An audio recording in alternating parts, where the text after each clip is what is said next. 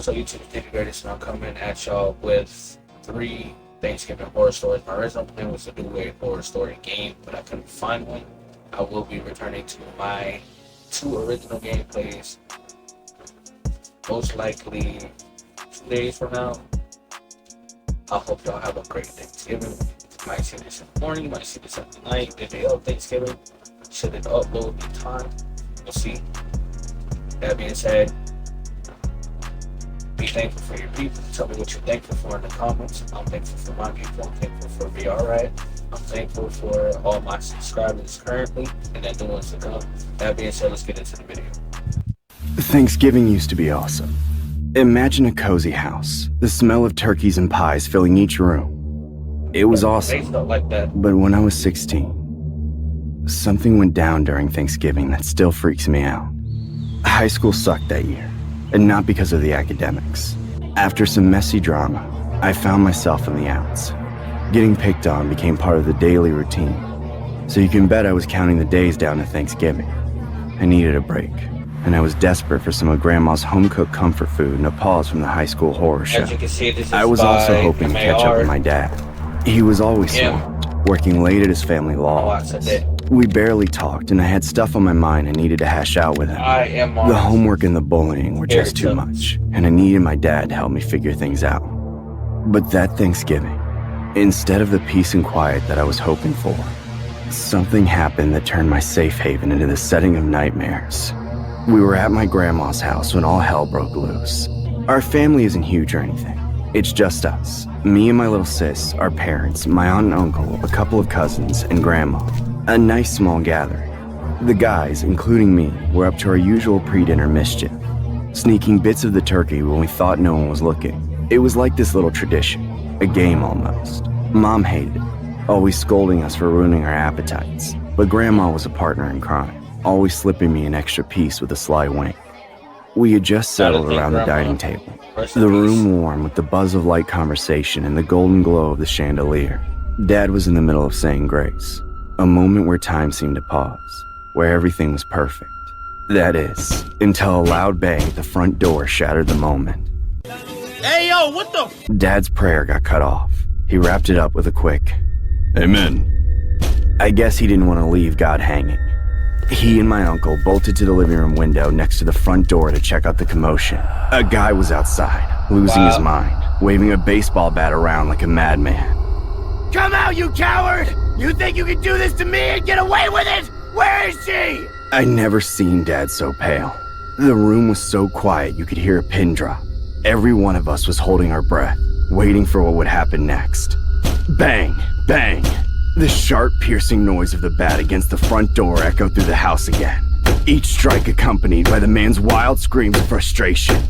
Just when it felt like the door would give in, just when the terror reached its peak, the banging stopped. We watched him storm off to his car, the night swallowing him whole. Like that! Uncle Drew was the first to snap out of the shock. He dashed into the kitchen and came back armed with a large knife and Grandma's stone rolling pin, still speckled with bits of pie crust and flour. He was ready for a fight. But Dad, he just stood there, staring at the door, silent. It was like he was frozen, the color drained from his face. I'd never seen him like this, so helpless. The Dad I knew was a rock, but this guy outside, he turned Dad into a statue. The silence was a living thing, oppressive and thick, wrapping its icy fingers around each one of us. Every creak of the house, the distant sounds of the night, seemed amplified, echoing the terror that the man had instilled. Mom was on the phone with the police, her voice shaky with a mix of fear and rage. The details were scattered. I heard our address and the mention of a madman with a bat, but my ears were too filled with the pounding of my own heart to take in every word. The heavy silence was almost as unnerving as the chaos before. Every quiet second ticking by felt like the calm before another storm, and I wasn't wrong. He came back. In the dull light from the front porch, his shadow looked all kinds of creepy. This time, he had a raw turkey and I'm not gonna lie though. Dude come beating on my door with a bat, bro. He getting handled right there. Y'all let him beat on the door with a bat. Ask, where is she?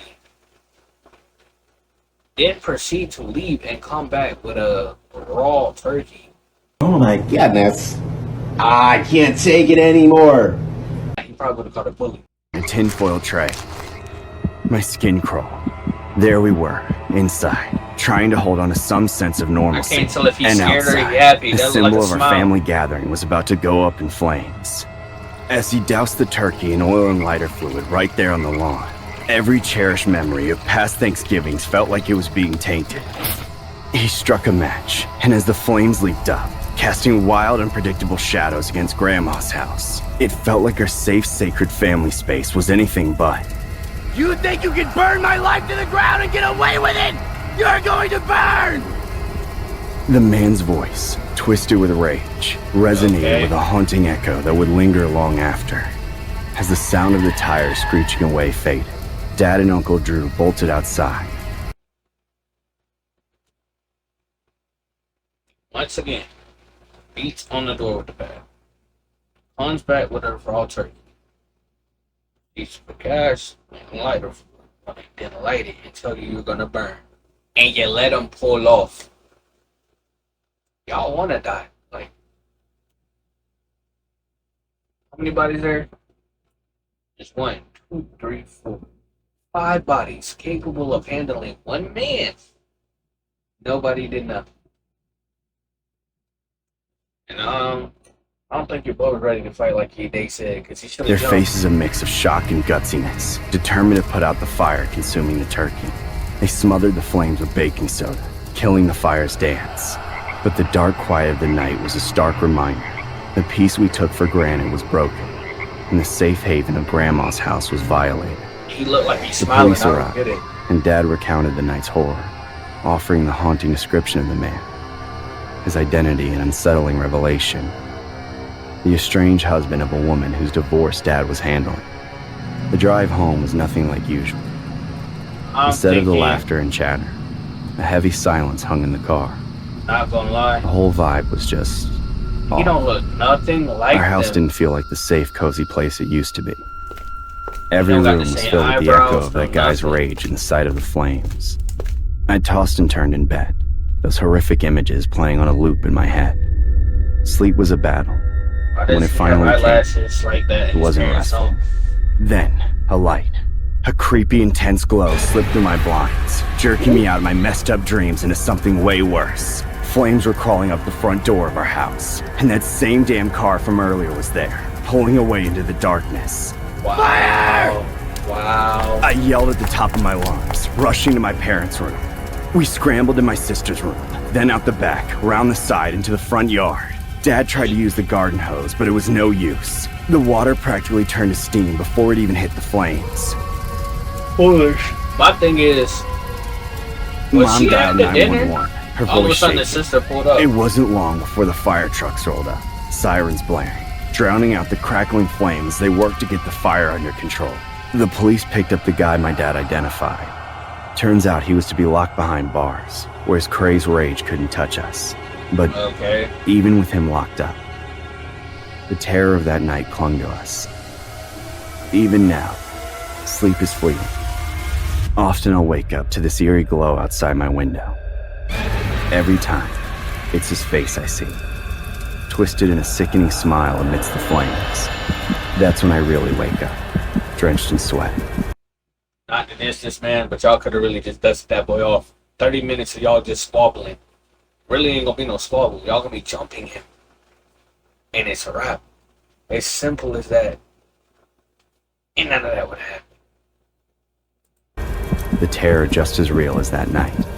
I can't shake it. But Thanksgiving is like a shadow, following me into every restless night, turning every dream into a front row seat to the nightmare that never seems to end.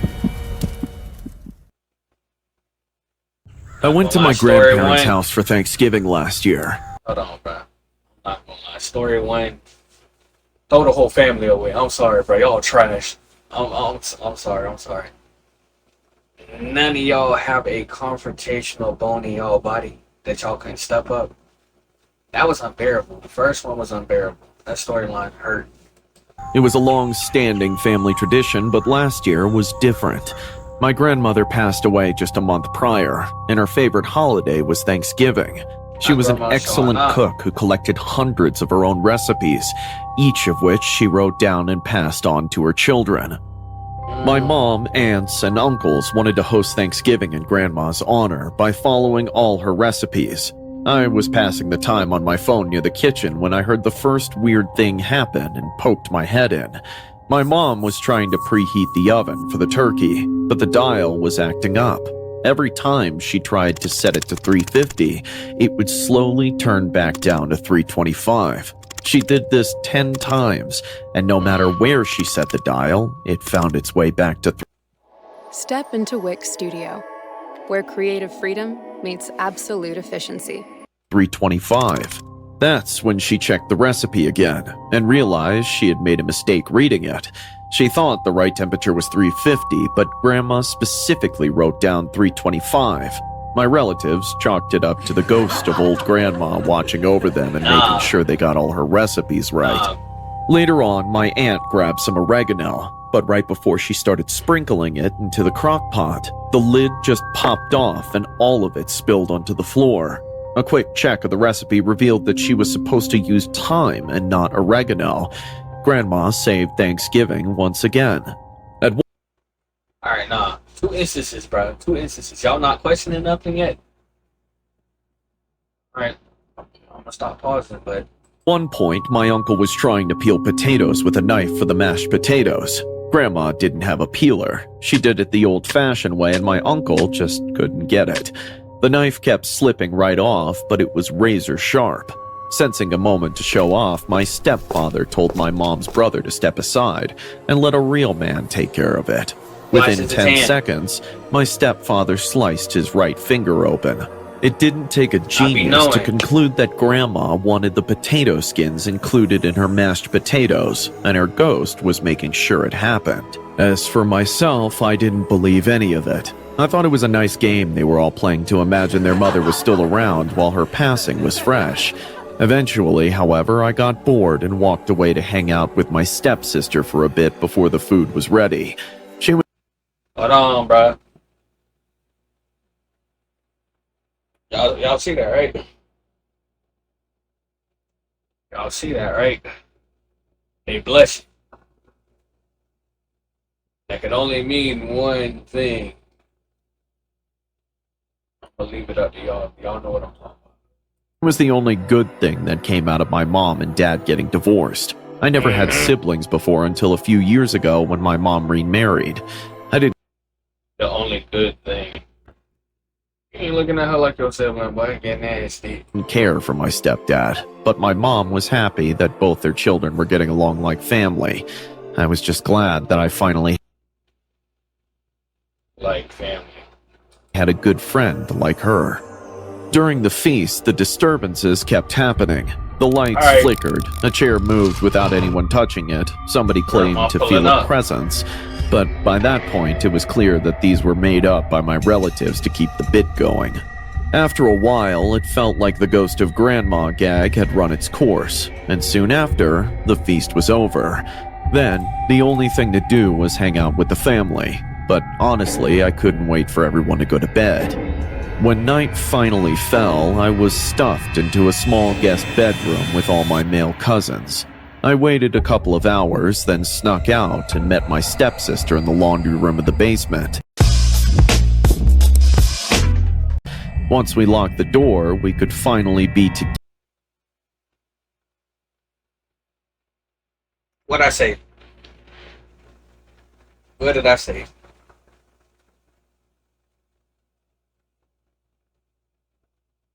Yeah, bro. Together for the first time in what felt like ages. I know it was wrong. We both knew it was wrong, but it just felt so right to hold her hand and to hug her and never let go. Let me know. But my body. Let me stop, bro. That boy R. Kelly. I've been waiting to do that again for so long. Me too. Do you think anybody heard you sneak out? No. What about you? No. Did. Good. Yeah, that's good. We leaned in for a kiss, but then we were less than an inch from each other when out of nowhere the washer and dryer turned on. We both freaked out, but that was only the beginning. The spinning in the machines quickly turned violent, Grandma, causing them to shake around like crazy.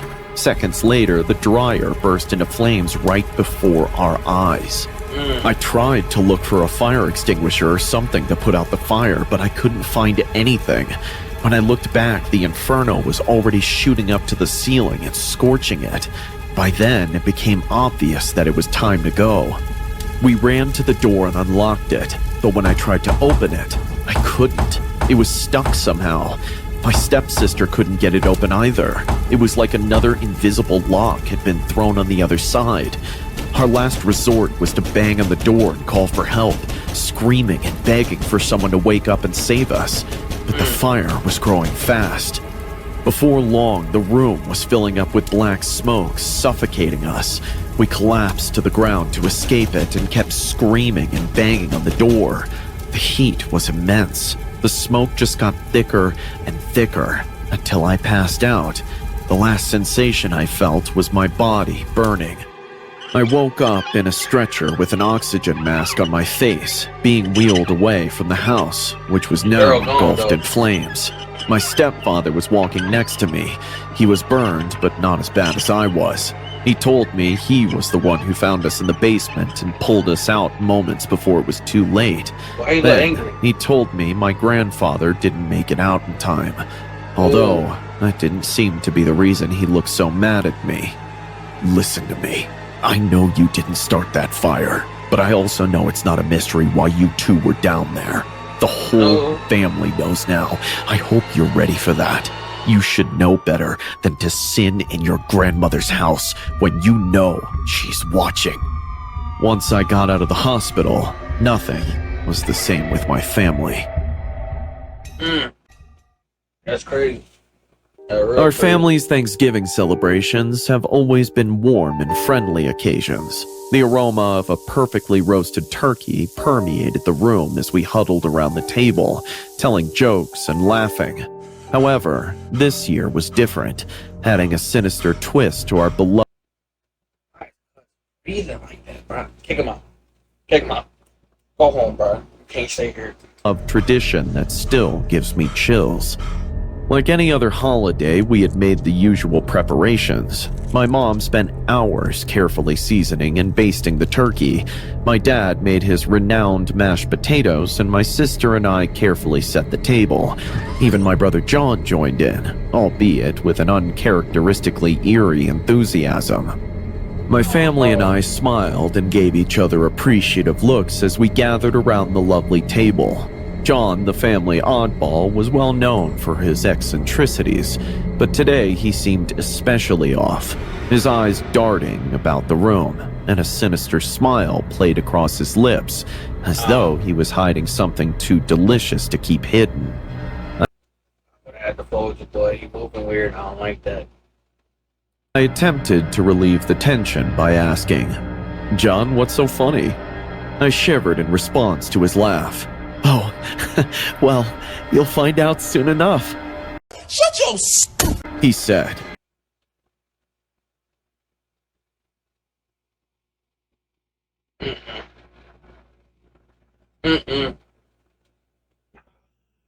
I scowled as my sister, parents, and I exchanged worried looks.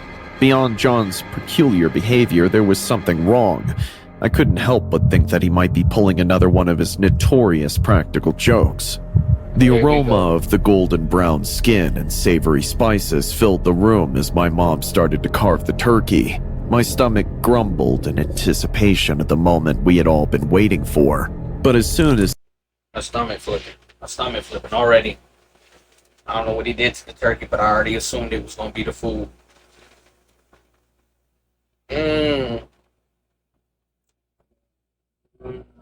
I can't say the word I want to use, but I'm going to unalive him. As the first bite entered my mouth, I noticed a strange metallic taste. I cast a quick glance around the table and noticed that my family members shared the same expressions of discomfort. My father's voice quivered in worry as he asked, "John, did you do something to the turkey?" John laughed again, startling all of us. Oh, don't worry. I just added a small surprise. You're gonna adore it. With a mixture of fear and disgust on her face, my sister pushed her plate aside. What did you put in it, John? My heart sank as I noticed his eyes glistening with madness, as his laughter turned into manic giggles. With a sly grin on his face, he admitted, "Ratsbane." A stunned silence engulfed the space. John had just acknowledged sprinkling our prize Thanksgiving turkey with ratsbane. And all of y'all are going just like that. First of all, you in the kitchen. When did he have time to get in there? Then again, never mind. Because he could have poisoned the seasoning. And she wouldn't have known no better. So technically, Mom got set up to kill the whole family. A lethal He's poison. the only one with the empty plate. I panicked as soon as I realized how serious the circumstance was. Help was urgently needed. John lunged across the table, snatching my mother's phone out of her hand as she attempted to dial 911. His eyes, once so familiar, were now crazed and insane. With words laced with madness, he hissed, "Nobody's leaving until you finish your meal." My heart tightened with fear as I became aware of the severity of my brother's psychosis. He had always been odd, but this was much darker. My family's lives were in danger because we were entrapped. I lunged at John in an effort to wrestle the poison away from him as desperation overcame me. My father and sister also entered the battle.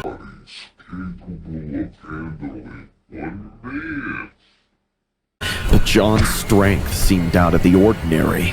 He fought back with such a ferocity that it terrified us to our core. He screamed, his voice a chilling blend of rage and like madness. That? Finish your meal! Boy, ain't no way, boy. Boy, ain't no way, boy. Boy, ain't no way, boy. However, there was no chance that we would voluntarily eat the poisoned turkey. We fought John with all our might until we gained the upper hand and took the tainted meat away from his grasp.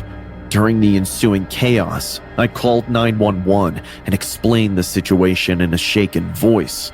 The ambulance rushed up, its siren piercing the tension, and our Thanksgiving nightmare began. Paramedics took us to the hospital where we underwent gastric lavage to purge the poison from our systems. Despite being a terrifying and grueling experience, it ultimately saved our lives. As we lay in our hospital beds, weak but alive, we pondered what had driven John to commit such a heinous act. Was it his deteriorating mental state, an evil desire for power, or something even more evil hidden beneath the surface? There was no doubt in our minds now that our Thanksgiving had turned into a nightmare. The taste of that poisoned turkey haunted our dreams, reminding us of my brother's brief encounter with the dark side. We ultimately made it through Thanksgiving, but not without significant emotional scars. It was a lesson learned the hard way that sometimes the most terrifying monsters are the ones we least expect. The bond we once had with John was forever shattered, replaced by fear and a haunting question. What other horrors lay hidden behind the facade of our loved ones? Yeah, you speaking facts now. It be your own. Better watch out. It be your own sometime. That being said, I hope y'all enjoyed this. Happy Thanksgiving. I hope that the food be great and not poisoned. Nobody beats on your door with the bat, sets your house on fire. And to my boy and girl, stay away from your stepsister. Stay away from your stepbrother. There's a time and a place for everything. You're nasty. Like, comment, subscribe, and I'm out you.